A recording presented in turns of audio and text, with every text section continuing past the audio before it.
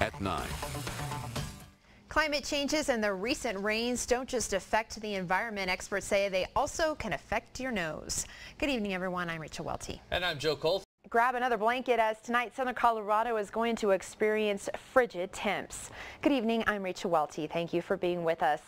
Well, world leaders reaching a deal with Iran they say will curb the country's nuclear program, but what must world leaders give up in return? We have more news from across America tonight. Tomorrow marks the beginning of what may be the most important phase so far of the president's health care overhaul. Humans aren't the only ones enduring the heat. Our four-legged friends are going through it with fur coats on. A scary morning for one Colorado Springs family forced to hide from a bear after it broke into their home. An incredible story of survival for a quadriplegic man in Colorado, stranded for 24 hours in the snowy mountainside. His strength kept him alive, walking and crawling for hours to get help.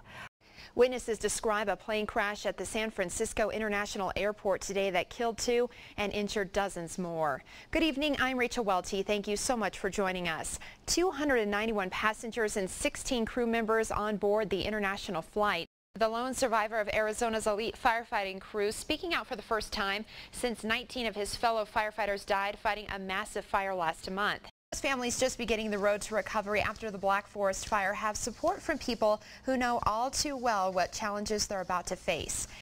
Well, how about some good news tonight? One northern Colorado church is trying to help ease the pain flood victims are feeling right now. In tonight's Hot Shots, from the animal shelter to YouTube, one special Labrador is going viral. Tammy Stanley rescued Bunny, who she quickly learned has a unique talent. Friday was a somber day for students at Arapahoe High School as they returned to the scene of last week's shooting. A terror threat linked to al-Qaeda has the U.S. shutting down 22 embassies and consulates and issuing a global travel alert warning all Americans traveling abroad. Since I have you here, we want to show our viewers this picture that is on our Facebook page. We'll pull it up here on Apple TV. This is Black Forest area. This is Shoup Road and Casey Lane. And we had seen reports earlier and heard reports that a portion of the road out there had been washed away. And as you can see in this picture, it is true. You can see it's kind of a dirt road bridge area. You know, there's a creek underneath. And sure enough, that road leading onto Casey Lane did partially wash away.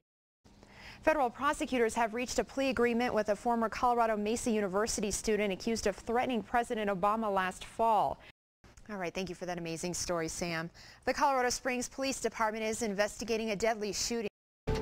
Welcome back. Dozens of Democrats now turning their back on the White House. 39 of them say President Obama's health care fix doesn't go far enough, breaking ranks with the administration and voting with House Republicans on a bill that would allow Americans to keep their current insurance plans.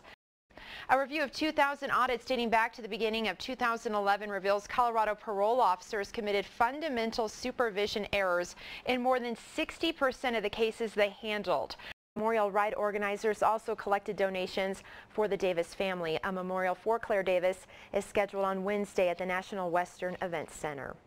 The Parks Department is also discussing plans to convert some athletic fields to a synthetic grass to reduce water usage. A bill signed by President Obama includes language requiring a vote of Congress to expand the Pinyon Canyon Maneuver site in southeast Colorado.